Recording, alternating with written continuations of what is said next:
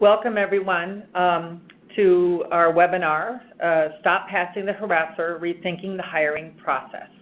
My name is Susan Heegard, and I'm the president of the Midwestern Higher Education Compact, or MEC for short.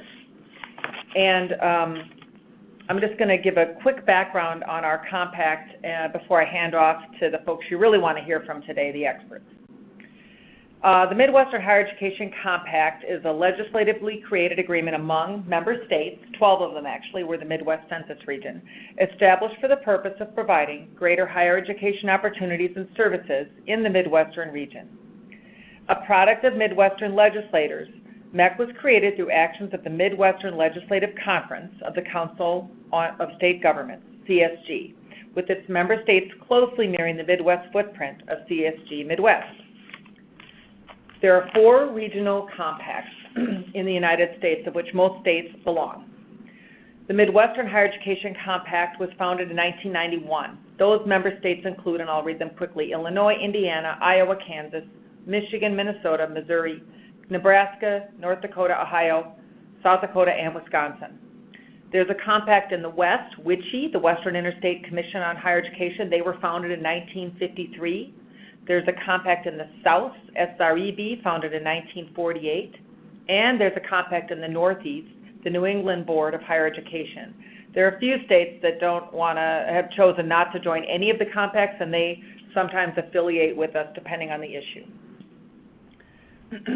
Through our compact, the Midwestern states collectively create solutions that build on higher education's capacity to better serve individuals, institutions, and states by leveraging the region's resources, expertise, ideas, and experiences through multi-state convenings, programs, research, and contracts.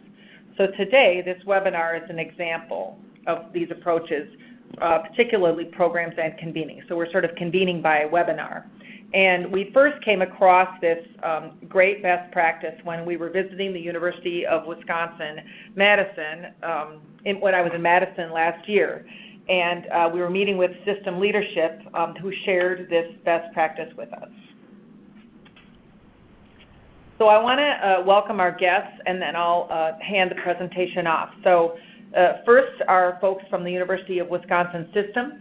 We have joining us today Quinn Williams, General Counsel for the UW system, Andrew Probowski, Program Assistant with the UW system, Richard Thal, Investigator with the UW system, Karen Mazzetti Moran, Associate Director of HR, UW Milwaukee, Teresa O'Halloran, Title IX Coordinator for UW Eau Claire, and Kate McQuillan, Chief of Staff for UW Oshkosh.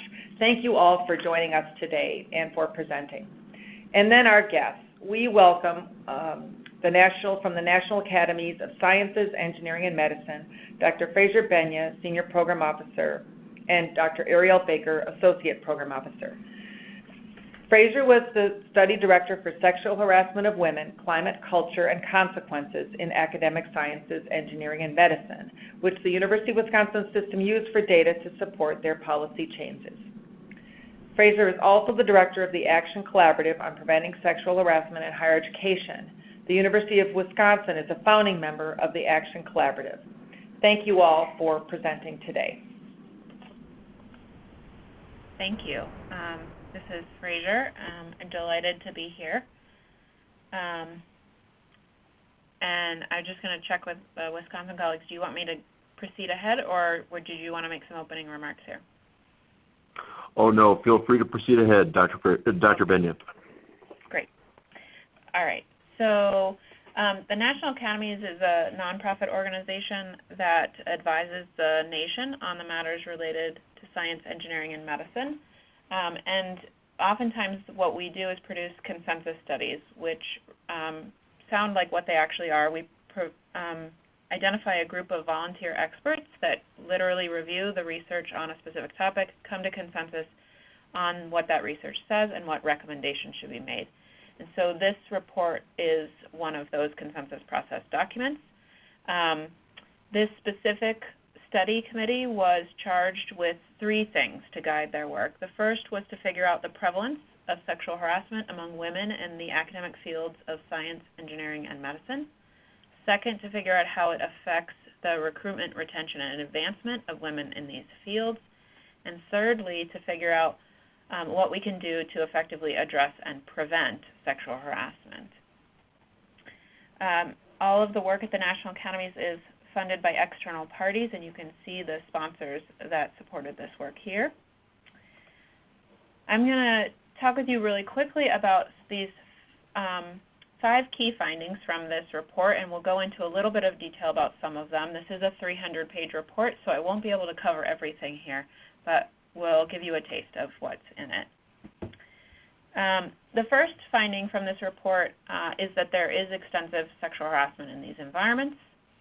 The second is that one specific form of sexual harassment known as gender harassment is the most common form of sexual harassment.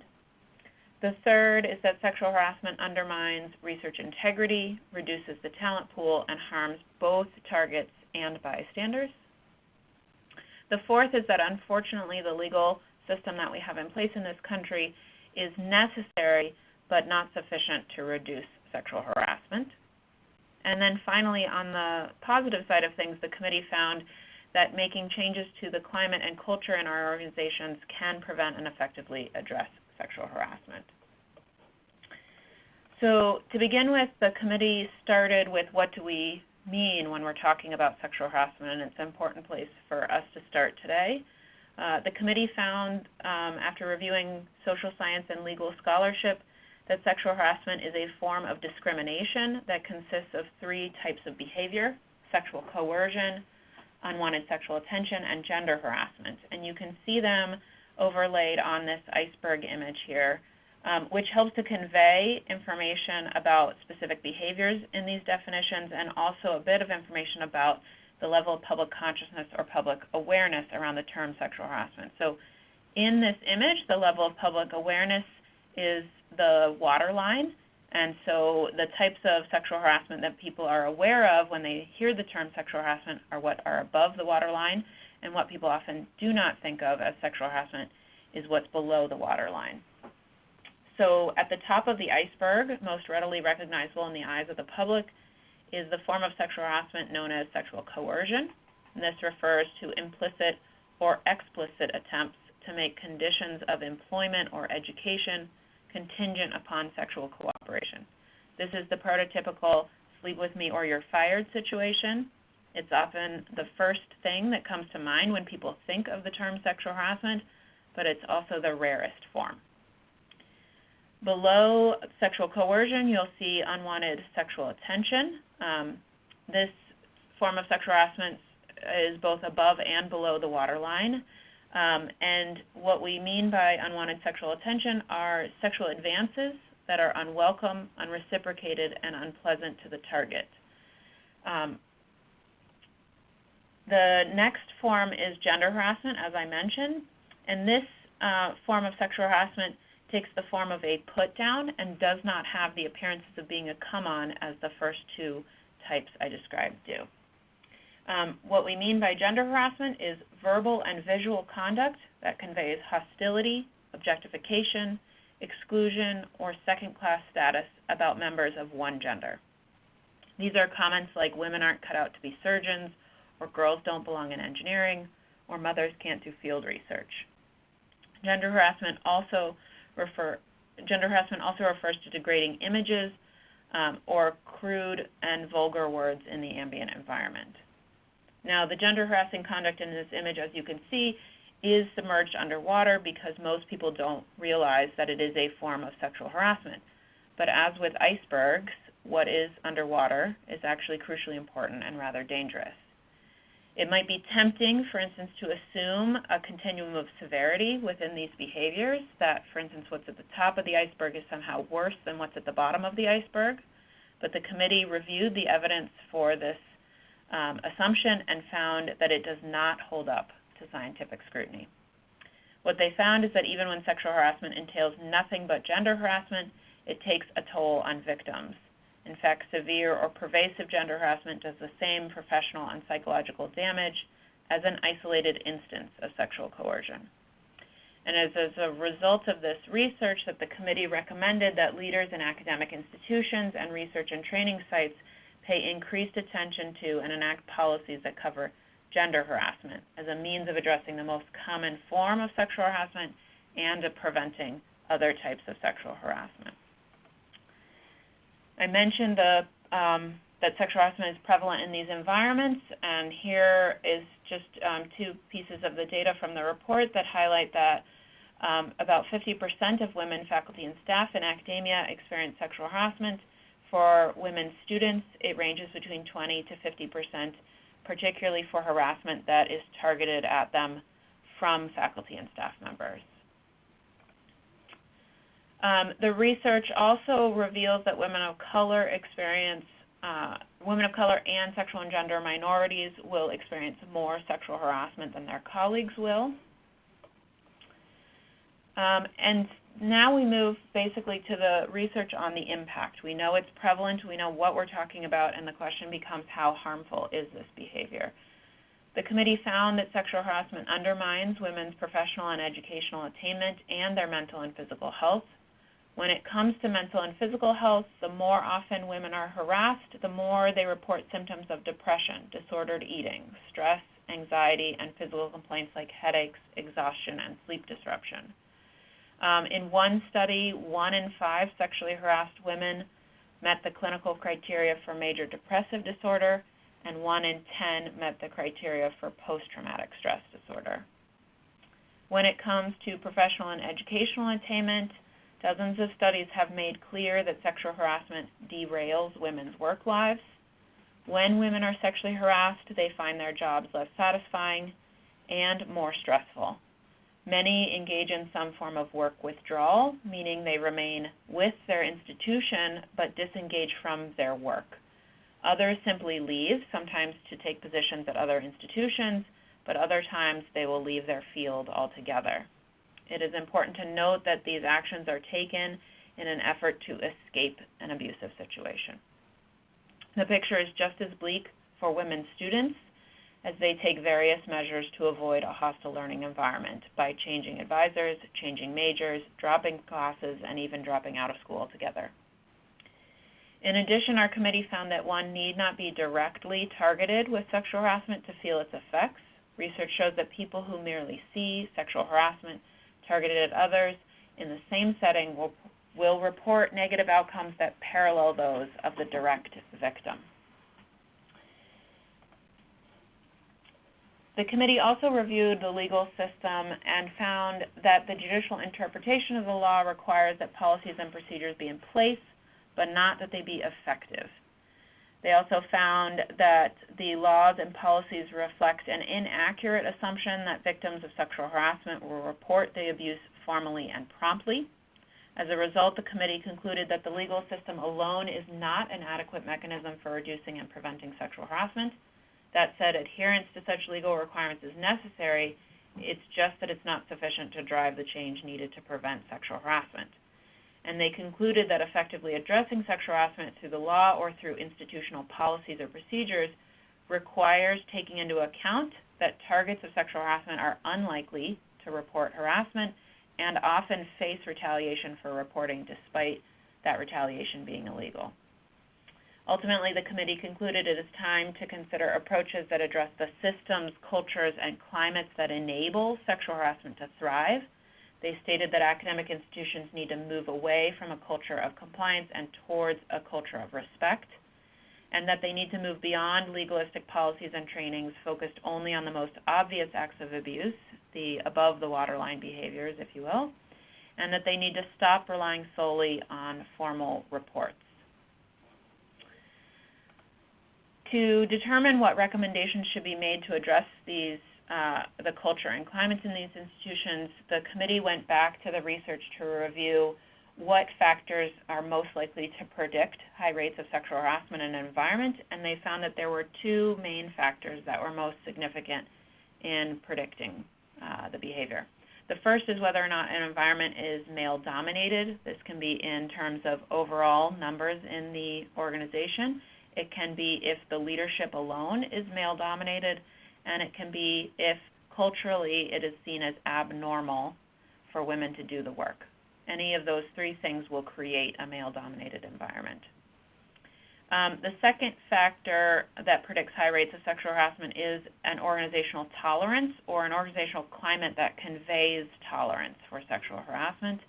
The research shows that this is created when three things occur: when the community perceives that reporting is risky, when the community perceives that reports are not taken seriously, and when the community perceives that offenders escape sanctions. Now, I emphasize the community perceives because this research is about the organizational climate, which is different than culture. So our organizational cultures are the values and principles that our institutions say they live up to and say they ascribe to. They're the things we write on our about pages. Sometimes we even inscribe them on the sides of our buildings in gold. They are what we say we value. The organizational climate, however, is how your community lives and experiences those values on a day-to-day basis. So what we have in terms of the climate around sexual harassment is we have a culture that we have policies and procedures that say sexual harassment is not tolerated, but on a day-to-day basis, the community perceives that it is tolerated. As a result of that research, the committee created a series of recommendations that we call a roadmap for how institutions can work to change their climate and culture. This roadmap identifies areas where we need to do out-of-the-box thinking, brainstorming, and research to find effective ways to implement these recommendations. Some areas have promising practices, and some are yet to even have proposed approaches, but based on the research the committee reviewed, we know that this is where we need to focus our efforts. So this slide shows you 5 of the recommendations from their report. There are many more, and there are multiple points within each of these 5 recommendations. I'm going to give you just a quick overview of them. The first recommendation here is about creating diverse, inclusive, and respectful environments, and this recommendation is really trying to address that characteristic of how male-dominated environments will produce high risk for sexual harassment. So here, this recommendation speaks about the need to examine promotion and tenure processes to make sure that our values are actually embedded in those processes. It also speaks about the need to pay attention to incivility in environments because that's tied to high rates of gender harassment, and also flags the need to develop trainings that are aimed at changing behavior, not just raising awareness. The second recommendation is about diffusing the hierarchical and dependent relationship between trainees and faculty. Here, what is referenced by the committee are the use of mentoring networks and independent funding for graduate students. This specific recommendation is made because when there is a power differential between 2 parties, the effect of the sexual harassment is that much worse. The third recommendation is to provide support for targets, and here you can see the connection back to that factor in organizational climate. So if it is perceived to be risky to report, then there will be high rates of sexual harassment. So to try to counter that, we need to support targets so it is less risky for them to come forward and report. The fourth piece is about improving transparency and accountability, and there's a number of recommendations there. Again, this is tying back to that community perception that reports are taken seriously and perpetrators face sanctions. So here the committee spoke about the use of statistical annual reports that institutions are using to convey that reports are taken seriously and people are held accountable. And then the fifth recommendation I'll highlight today is to strive for strong and diverse leadership, not just that leaders make it an explicit goal to address sexual harassment, but also that institutions provide leaders with the skills they need to address and handle these issues. And I'll note that the committee interpreted the concept of leadership in academia quite broadly, and while they thought about the role of deans and chancellors and presidents, they also thought about the role of a teaching assistant at the head of a classroom who is a leader in that moment, and how are we preparing them to be able to set the tone and the climate to prevent sexual harassment. This is just to flag that we have a handout that's available for free that I like to call our cheat sheet on the recommendations, and you can follow that link if you would like a copy of it.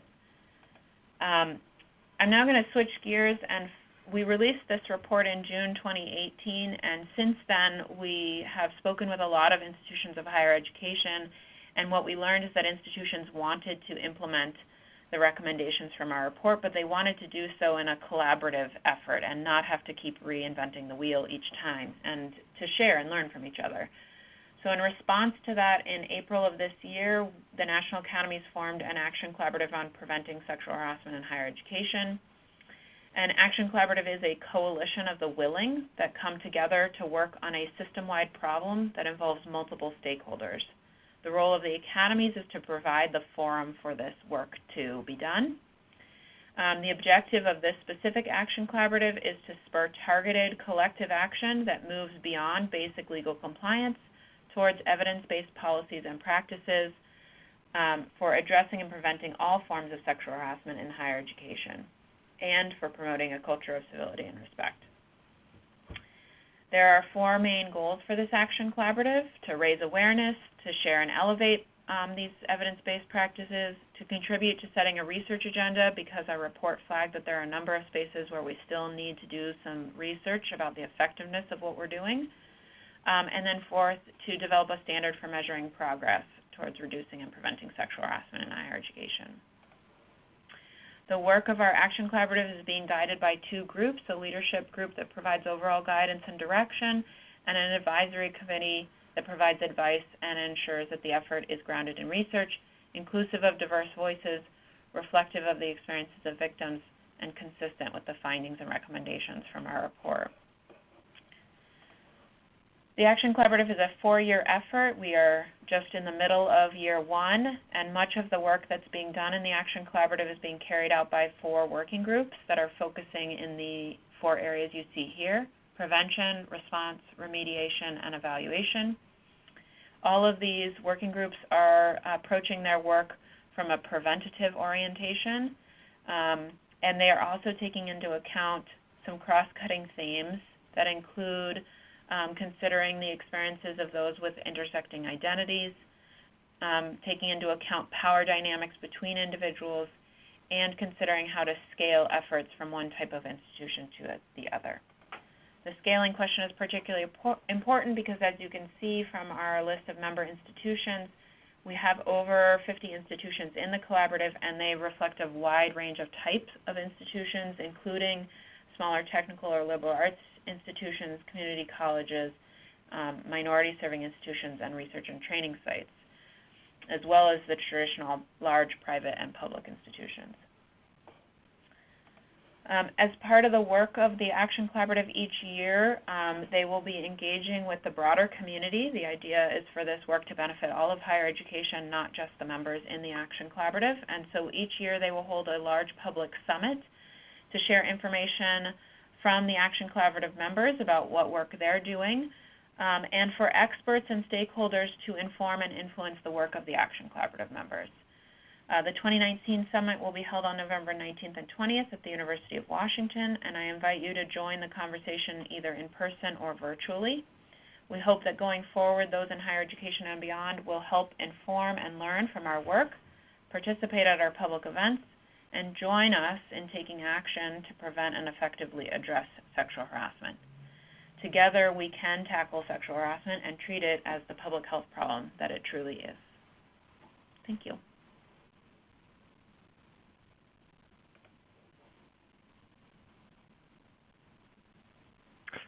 All right, thank you, Fraser. So this is Andrew Bosky. I'm a program assistant at the University of Wisconsin System. So as part of this presentation, we have 6 presenters and panelists, all from the University of Wisconsin System. Some will actually be presenting and others will be around to answer questions at the end. All were members of the UW System work group and charged with rewriting our sexual misconduct background policy, and all are available at the end.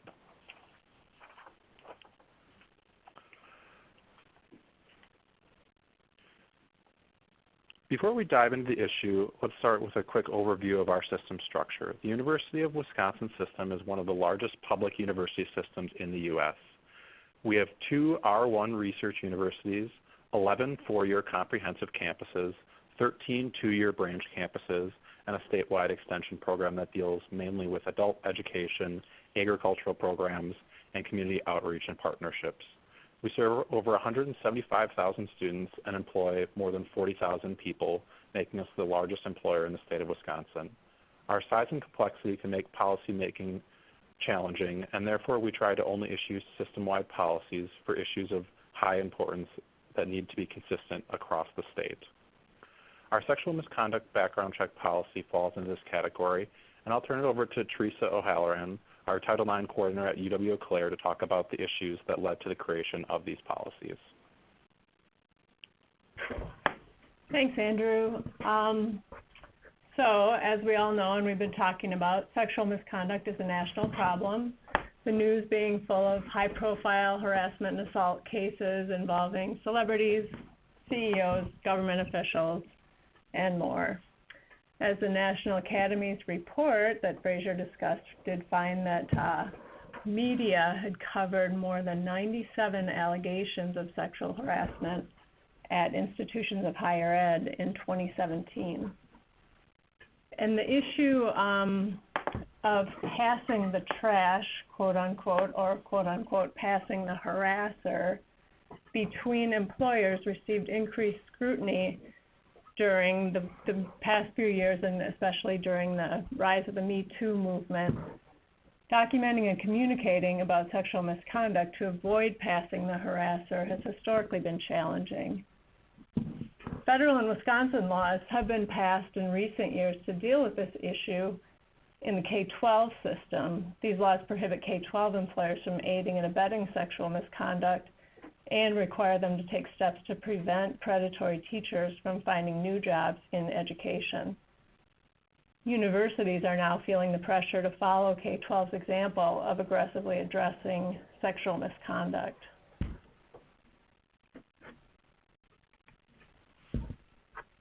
So the issues at UW system are similar to other institutions of higher ed. One of the engines instigating our policy changes was the media coverage. In January of 2018, the Milwaukee Journal Sentinel began a series of articles on UW system complaints of employee sexual misconduct. Subsequent articles in that series provided deep dives into specific campuses and specific cases. 2 main cases that I'll mention did shed light on a policy weakness that we had and spurred the UW system to revamping our policies.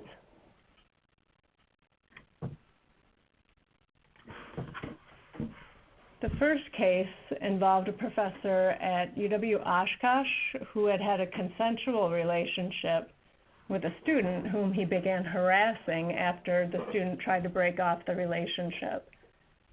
The university's investigation found that the professor had violated the sexual harassment and consensual relationships policies. The professor then resigned and took a job at the University of Colorado Boulder. There's no record that Boulder contacted UW Oshkosh for a reference check. The other case involved a Title IX investigator at UW Stevens Point who was accused of sexual harassment. The university's investigation found him responsible, but he resigned before any discipline was dispensed. He then took a position at a private college for approximately a year before taking a position at UW-Eau Claire in another Title IX investigator role. Shortly thereafter, a UW-Eau Claire student filed a sexual harassment claim against him, and the investigation found he had violated the sexual harassment policy. UW-Eau Claire had contacted references for the investigator before bringing him on at that private college, which had said that it would rehire him, and UW Stevens Point had told UW-Eau Claire that the person had left to advance his career. Sadly, the common practice is not to volunteer information that wasn't explicitly asked for in a reference check, especially if it's about negative conduct. The worry is that disclosing information not asked for could lead to legal risk.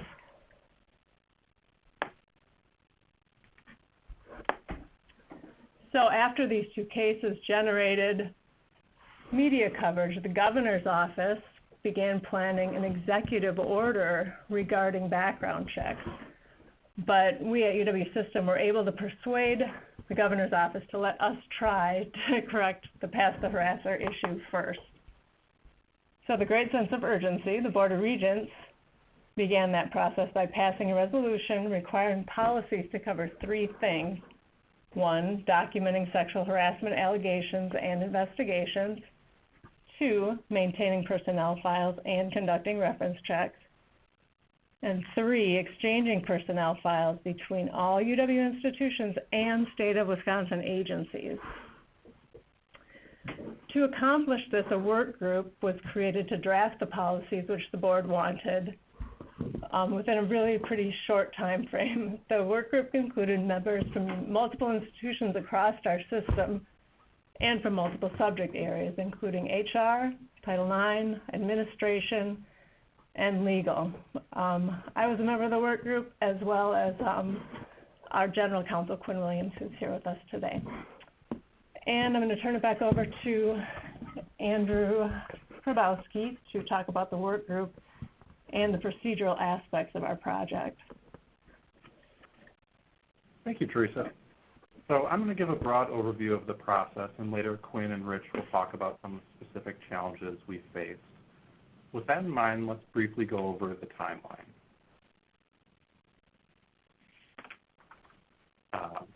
First, I'd like to point out that it was a mere 6 months from conception to implementation. That's pretty much lightning speed for changing university policy, especially since this wasn't a minor update, but a fundamental change to our hiring process. However, we were under intense public pressure to move quickly and decisively on this issue. With such a short timeline, we needed to have tight project management controls. After the board resolution, the system president convened a working group to research and draft the policies. The working group's first step, and one of its most important, was to hold a charge meeting. During the charge meeting, we established our roles within the project.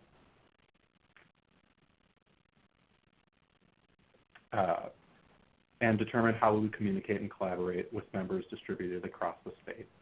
We also set out to create a roadmap to success with mile markers along the way to track our progress. Importantly, we also decided on a set of tools to use, and I'd like to go over a few of those tools and how they contributed to the success of this project. The first tool is the Gantt chart, which is a project management staple. It requires you to map out all of the process steps and then assign timelines and responsible parties. One of the key advantages it gives you is a way to visually represent your steps and to see your progress. The next important tool was a standing weekly conference call. Each week we would meet for at least an hour, and importantly, group members committed to giving the meetings a high priority within their schedules. There were two additional tools that went hand in hand with the calls, the agenda and the meeting notes. The agenda is an often overlooked tool. The first thing a good agenda does is set the tone. It shows commitment and thought went into the meeting. Furthermore, it informs people what they need to be prepared to discuss and if they need to do any pre-meeting work. Finally, it helps give structure to the actual meeting. However, in order to be effective, the agenda has to be detailed and released at least a day in advance of the meeting. We also decided to take meeting notes, which captured the major questions in our decisions after discussion. These notes became crucial in keeping us from retreading issues that we'd already decided and later serve as the backbone for FAQs that we drafted for our campuses and for people looking at the policy itself. We needed to be able to store and collaborate on documents, and for this we used Microsoft SharePoint. It allowed us to share documents online and to collaborate in real time on the same documents. Not only was the charge meeting important for deciding on what tools we'd use, we also laid out the steps to success. The project fell into 5 phases: the current state assessment, a drafting period, a period to collect feedback on the policy drafts, a policy socialization period, and then finally the implementation of the final policy. First stage was the current state assessment. We started with this because we wanted to know where we sat and to see if there was a university out there that already created good policy language that we could use. We only had about 3 weeks to perform this assessment, so we quickly determined a number of questions that we needed to answer. We then surveyed 37 different institutions about those questions. We searched university websites, and when we couldn't find answers online, we contacted the university office responsible for various policies. At the end of the 3 weeks, we determined that most institutions reviewed did not have written policies that directly address documenting sexual misconduct within the personnel file, conducting or responding to reference checks regarding sexual misconduct, or sharing personnel files between institutions. We did find that many institutions were in the process of reviewing or updating their sexual misconduct policies, but we didn't find any existing policies that we could use as a template. Later, we did find that UC Davis had a pilot program with very similar objectives, but we didn't discover that until after we'd already drafted our policies. With no templates, we decided the best approach was to modify our existing personnel and recruitment policies. The next part sounds rather mundane, but was one of the more intense parts of the project. We spent a week writing the first draft, and then the remaining 2 weeks discussing and rewriting the policy before we needed to turn in a draft for the August board meeting. The work group spent an enormous amount of time discussing possible outcomes of policy language. We presented our draft to the board in August and then spent the next 2 months collecting feedback in a variety of ways. We held in-person listening sessions with shared governance. We had teleconference calls with HR directors and Title IX coordinators. We had an online comment forum that anyone with a UW email could access. Our goal was to gather feedback from all of our major policy stakeholders and begin the socialization process. At this point, I'll turn it over to Quinn Williams, our general counsel at UW System. Quinn's going to talk about the feedback we received, particularly the legal concerns. Thank you, Andrew. As part of this process, we surveyed the University of Wisconsin system and asked, what are your main concerns about the policy revisions? The first we identified was false accusations or bad actors. This is the fear that people will submit false accusations to derail someone's chance of getting a new position. This is more of a manufactured fear rather than a genuine threat, since sound investigations and following our due process procedures will ultimately be our best defense. The chances of it happening are very low, and if someone has that intent, the changes to this policy are irrelevant because they could accomplish the same thing by anonymously calling the potential employer. However, the university takes submitting a false sexual harassment report very seriously, and if proven, it would result in discipline and most likely termination. Additionally, the ability to submit false accusations exists well outside of our established processes. Individuals can use social media and other methods to implicate people. And I think we've seen a real-life example of this recently at MIT within the past year. The second identified is liability for bad references or negligent referrals. This one we heard a lot, especially from campus leadership. They were very worried about the legal risk providing a bad or incorrect reference. They feared it would open the university up to defamation claims, and I'll cover that a little bit later in the presentation in more depth. The third we heard were privacy concerns for sexual violence victims. These concerns were a misunderstanding due to the original wording of the reference check provisions. Advocates were concerned that sexual violence victims would be required to disclose that they submitted a sexual misconduct complaint. The intention of the policy was to only apply to the perpetrators and not the victims, and we modified some of the wording to lessen these concerns. The fourth concern identified was, why not other types of misconduct? We put a special emphasis on sexual misconduct because the University of Wisconsin system institutions contain a large number of arguably vulnerable populations who are particularly affected by this issue. Additionally, it's an issue that applies globally to all employees. Furthermore, nothing prevents hiring administrators from asking questions about other types of misconduct. In fact, it's a recommendation that they do so. The fifth concern identified surrounded wording issues, and we had a number of comments that directly addressed specific policy language. The sixth concern identified related to concerns about a permanent black mark on someone's record. Some people were concerned about sexual harassment files not being able to be purged. And this is a legitimate concern, but it's important to remember that a finding is not an automatic disqualifier. It is just one factor that has to be weighed during the hiring process, just like any other information, including other misconduct. There was ample discussion on this topic, and it was decided that the safety concerns far outweighed the privacy concerns raised. The seventh concern related to hurting recruitment.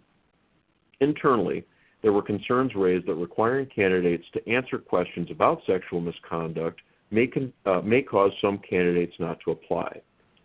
There is no data that we are aware of to support this hypothesis, and in fact, we take the position it could actually be argued that it would increase the desirability to be part of an organization or a campus that has demonstrated a commitment to addressing sexual misconduct in the workplace.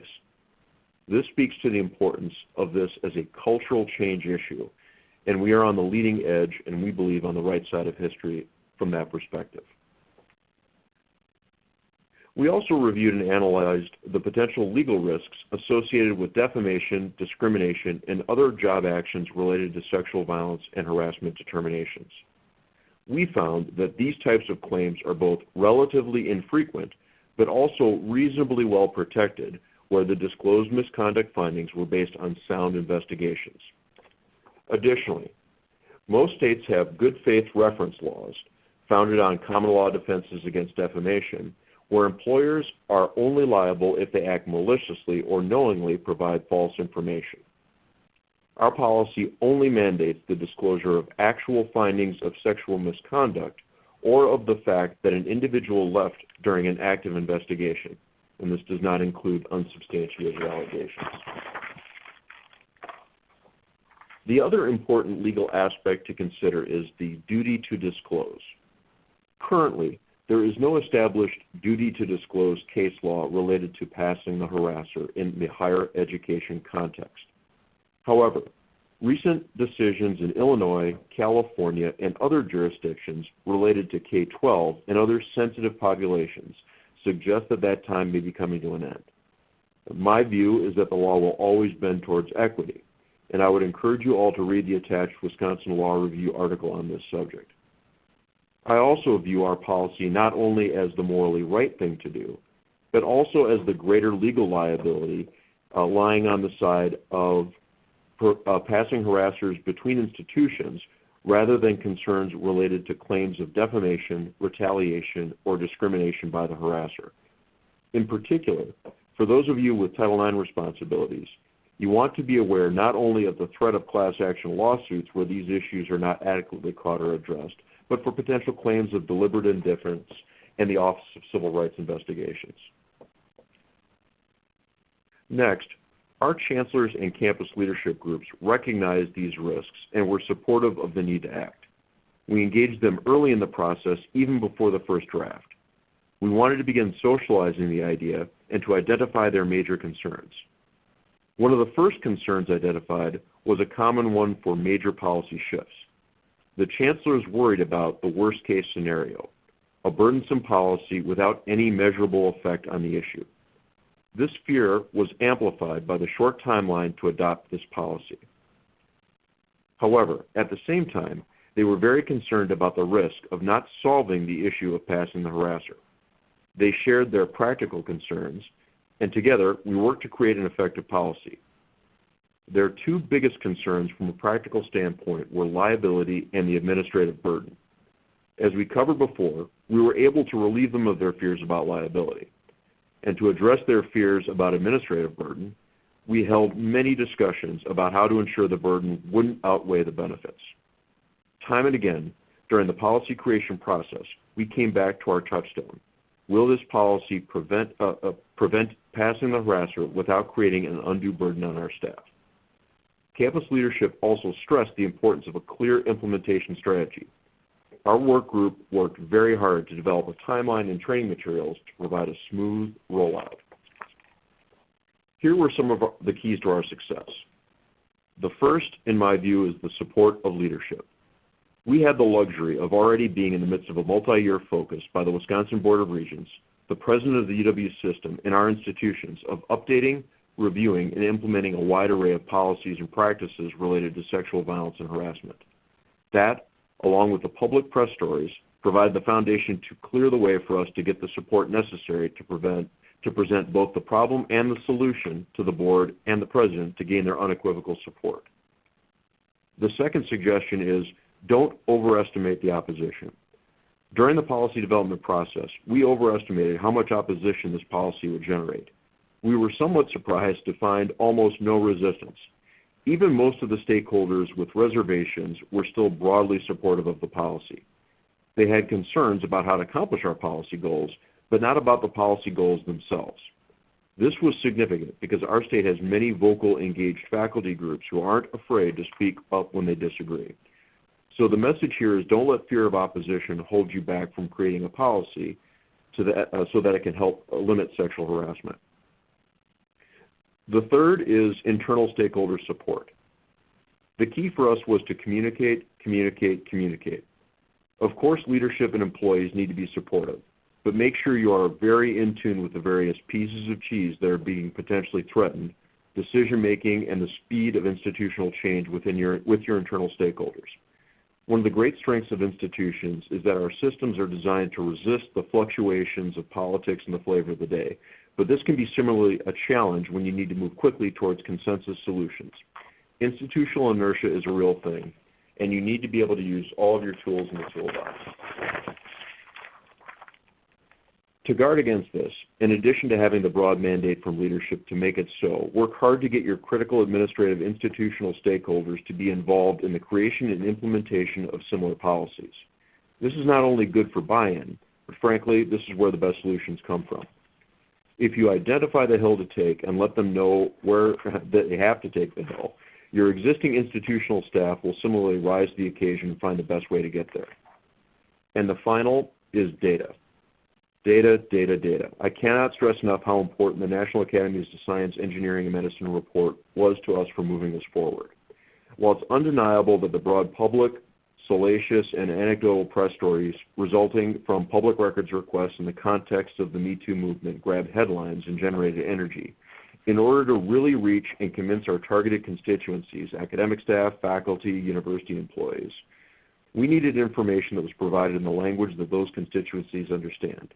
Well-researched, thoughtful, and compelling research and scholarship. As an attorney, evidence and sound logical reasoning is always the foundation of any defense, prosecution, or advice. And what you have put together through the National Academies provides the most robust analysis of such a critical issue nationally or internationally that we are aware of. Next, I'd like to move on to recommendations. The work group made a series of recommendations, which you can see on this slide. We're in various stages of implementing each recommendations right now. However, there are 3 recommendations that I'd like to highlight. The first is the recommendation to convert electronic records for personnel files. Our analysis determined that electronic P files would allow for more control, better access, better auditing, and higher consistency. We consulted with our state government at the Department of Administration, which recently made a change from physical to electronic P files that we were contemplating.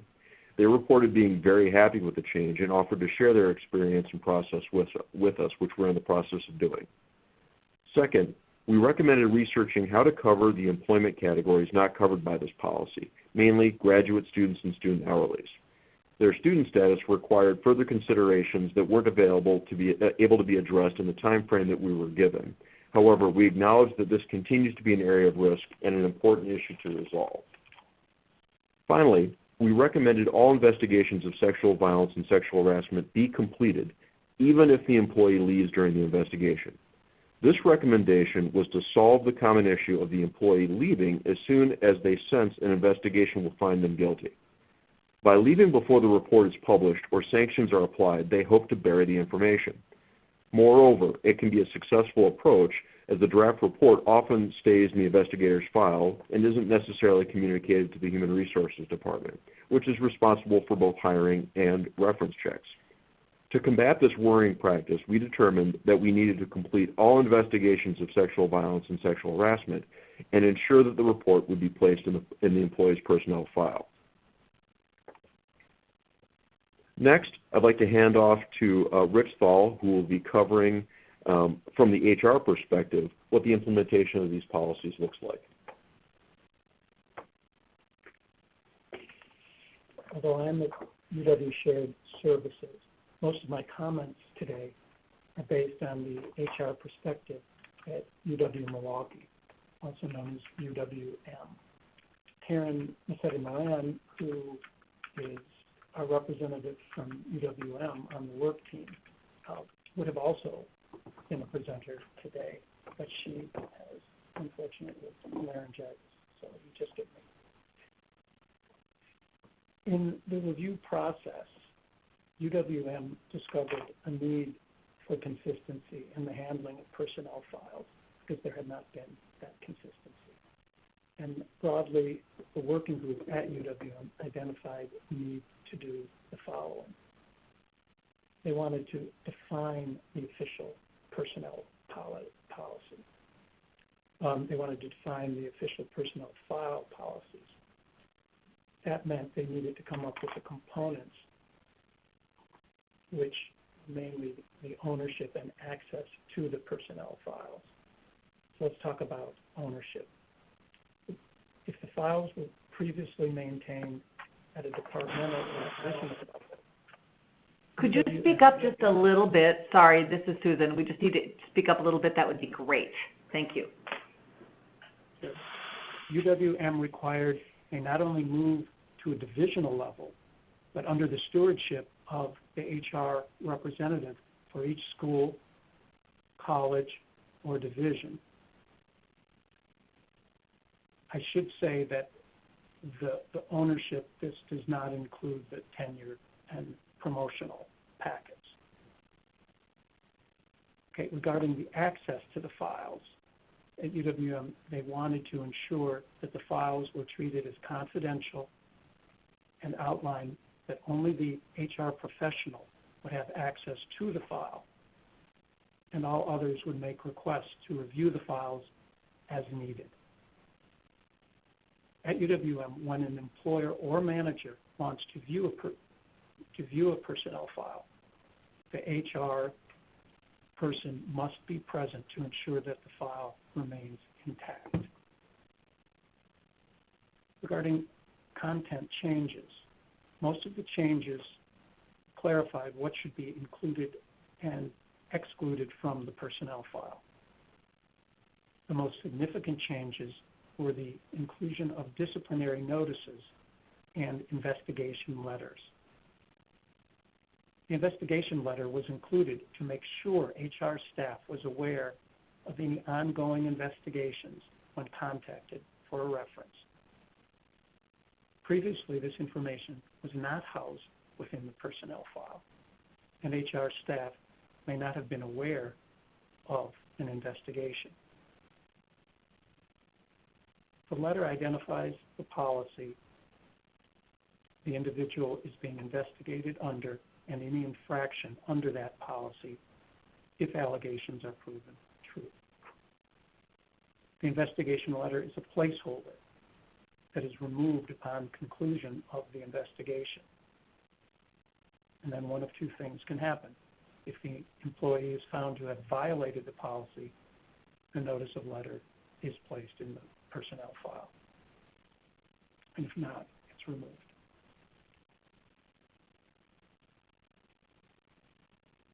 Additionally, the policy clarified no sexual misconduct disciplinary documents can be removed from the personnel file.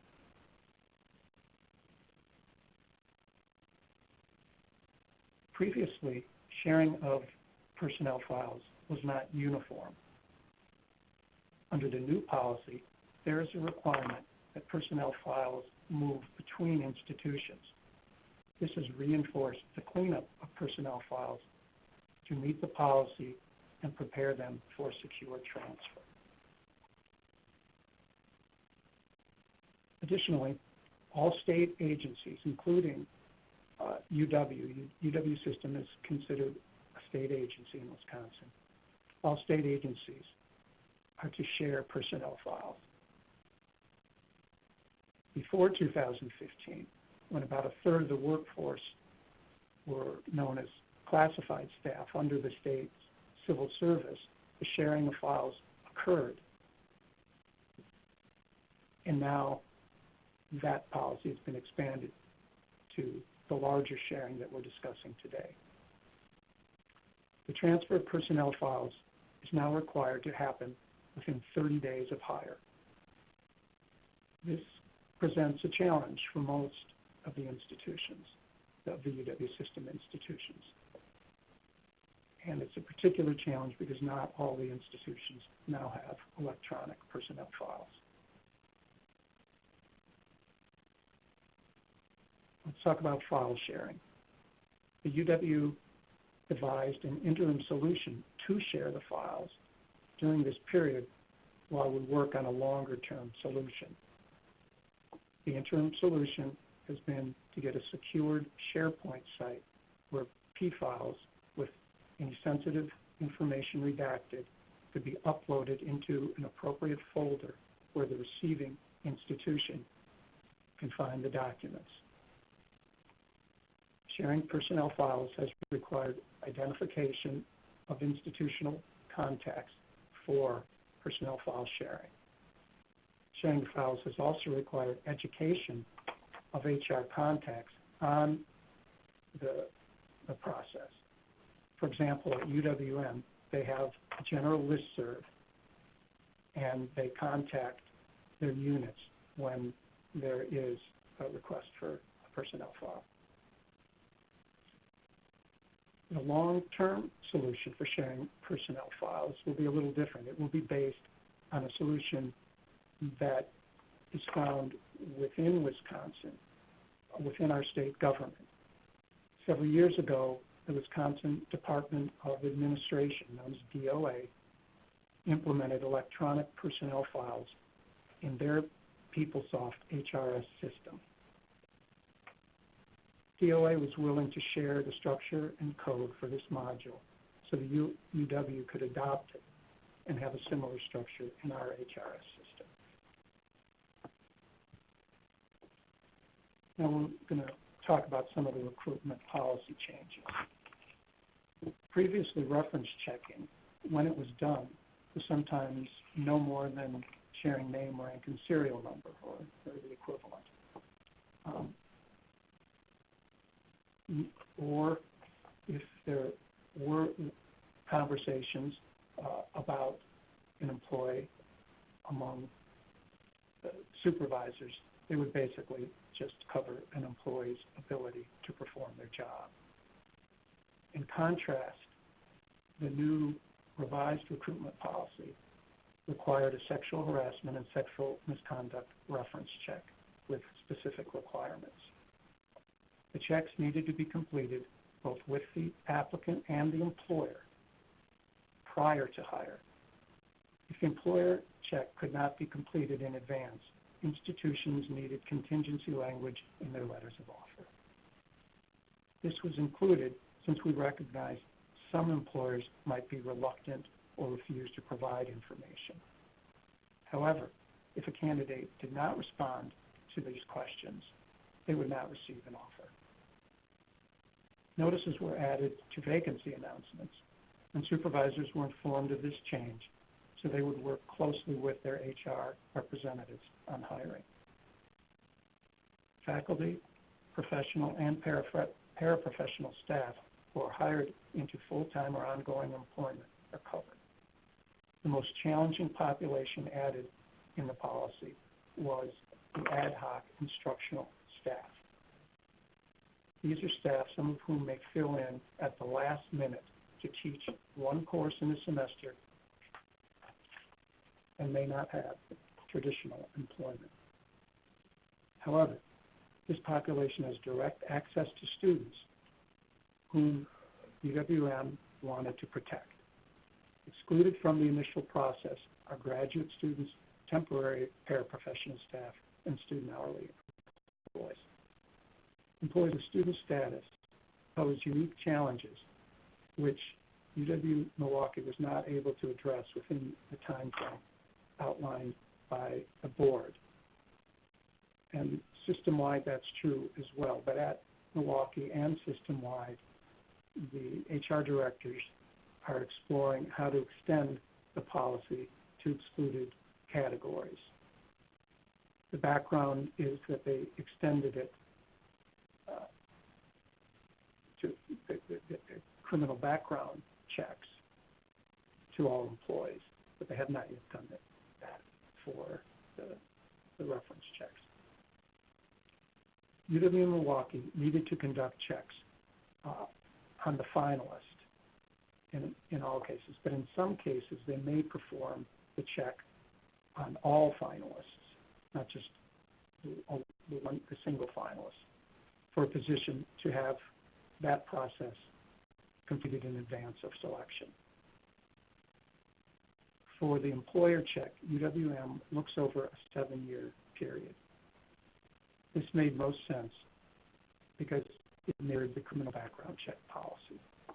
In addition to the 7 years, if an individual worked anywhere in the UW system or at a Wisconsin state agency beyond that 7-year period, UWM would conduct the check as well. Regarding the information for release, if an employer candidate answered yes to either of the required questions for a final candidate, UW-Milwaukee would request more details. They created a potential narrative for their HR partners to use should this occur, such as asking about open records policies to gain access to detail on any sexual misconduct policy. UWM recognized that not all employers would provide information.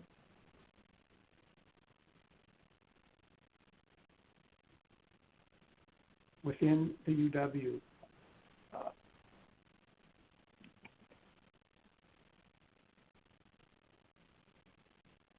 they could at least get the investigatory letter, and if there were findings, they would try to get any relevant findings. At UW-Milwaukee, they needed to identify a neutral party to evaluate any hiring request where the applicant or employer indicated yes to either of the required questions. Similar to the criminal background check escalation process, they determined that they would have a review committee that would include their chief human resources officer, chief legal counsel. They have separate legal staff at Milwaukee, and the director of equity and diversity services. Should an HR representative need to do so, they would submit any information they had to the review committee. The review committee would then make a recommendation in return. The dean or division head would have the ultimate responsibility of making the decision. Ideally, for this purpose, the review panel would have a full investigatory file. And this process is relatively untested at this point. UW-Milwaukee also determined that its Equity and Diversity Services Office would review their records to see if any relevant findings needed to be placed in the file. So what are the impacts of the change? The HR directors across UW system were kept informed of the committee's work and the potential steps in the process. Many were concerned about the management of the process and impacts on the time to hire. Automation of the process, the language used in the process, and that actual process were all discussed. Many wish to have this managed via automation and on the front end of the recruitment. This was not always feasible due to the various types of hire. Additionally, not all institutions were on the same recruitment system. UW-Milwaukee also had concerns about the feasibility and timing of the checks and what types of delays they might experience. Many at UWM are utilizing a combination of email for record keeping and calling to conduct the reference checks. They have modified their recruitment system so they can upload information or note that the reference check for an applicant or employer is complete. They've distributed a file for units to note the checks they've completed and the results. And they've had mixed success. in employer responses. Candidate responses at times have been slow, but they have been able to get responses. At UW-Milwaukee, to gain buy-in, their Chief Human Resources Officer met with campus leadership to discuss the policy before it was approved by the Board of Regents. Once they had buy-in from leadership, there was minimal backlash on the process. In talking with supervisors, employees or candidates all understand the rationale for the checks and support having a harassment-free environment. Most pushback has been either non-responses or an indication that they will not release this information. Due to the sensitive nature of the questions, UW-Milwaukee determined that their lead HR staff within a school, college, or division should be permitted to ask sexual misconduct questions. Their internal process involved the training of the individuals who are given authorization by the Chief Human Resources Officer to conduct the checks. They had both their Chief Legal Counsel and the Director of their EDS present to discuss the importance of the reference checks and the following process.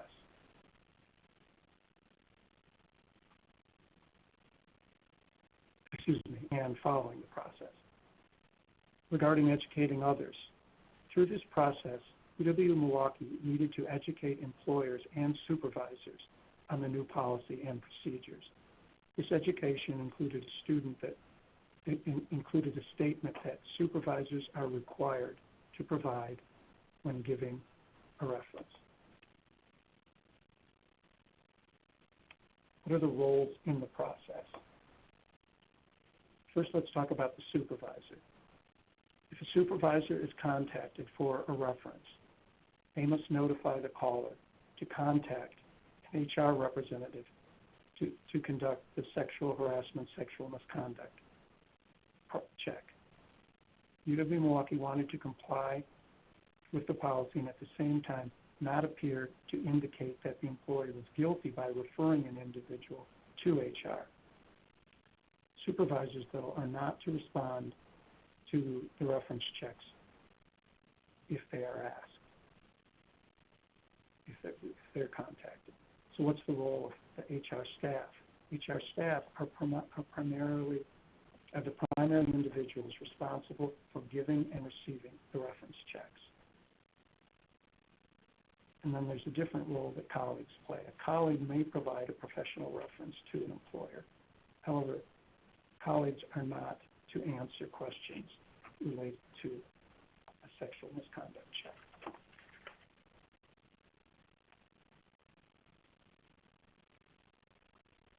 Here are the questions scripted for the HR professionals. Was the candidate ever found to have engaged in any sexual misconduct?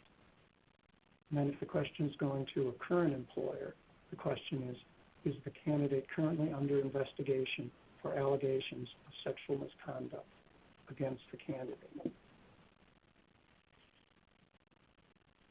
And if you're questioning a previous employer, the question is, did the candidate leave your employment prior to the completion of an investigation into allegations of sexual misconduct against the candidate? Looking at slide 43. Slide 43 is the disclaimer when providing a reference that supervisors have been asked to read.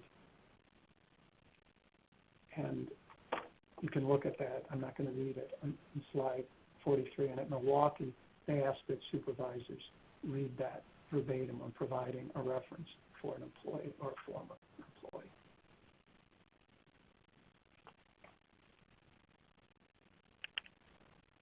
All right, thank you, Rich. So this is Andrew again. So that concludes the presentation portion of this webinar.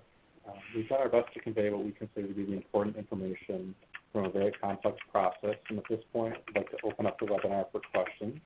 So if you have a question, if you could submit it now, and then I'll read them out, and one of our presenters will respond to the question.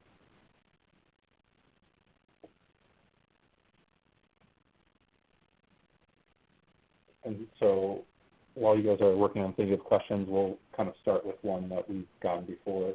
And so that's, what if a potential employer doesn't contact you for a reference check? Are you reaching out to them proactively and telling them?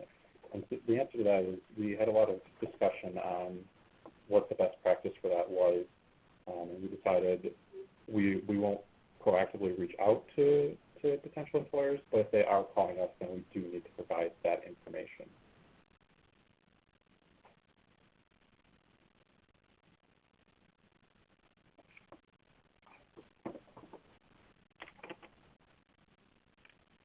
Any other questions?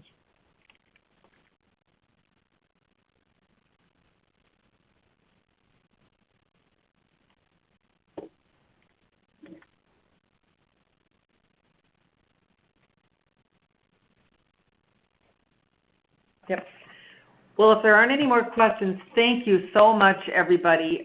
Really appreciate this, and UW for sharing your best practice and approach with everyone on the webinar today and the folks who will be checking in later.